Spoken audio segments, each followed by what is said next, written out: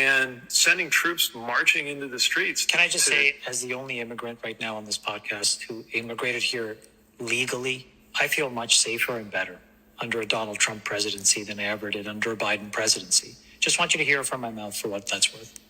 Do you feel safer about the fact that a Latino doctor crossing the street in Washington, D.C.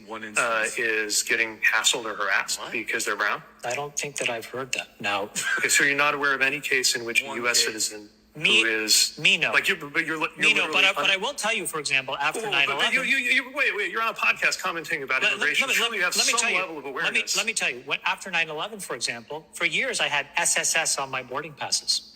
I was pulled over constantly, and people probably thought that I was a Muslim hijacker.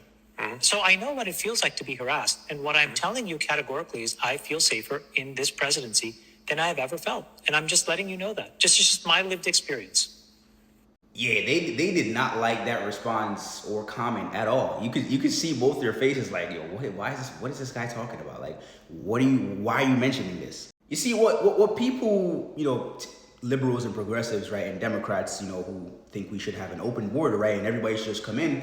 What they don't understand is that, like, the people who came here legally and actually did the process the right way, right, the expensive route, lawyers on lawyers on lawyers, having to go to court dates, having to do this, having to do that. They don't understand that those people, like, they don't really like they actually mess with Trump more. And the reason why is because they're asking themselves the question, like, I had to come here and do it myself. I had to come here and work hard, pay for my lawyers, go to court dates. Sometimes you miss court dates and they delay it. The decision takes so long to happen, right?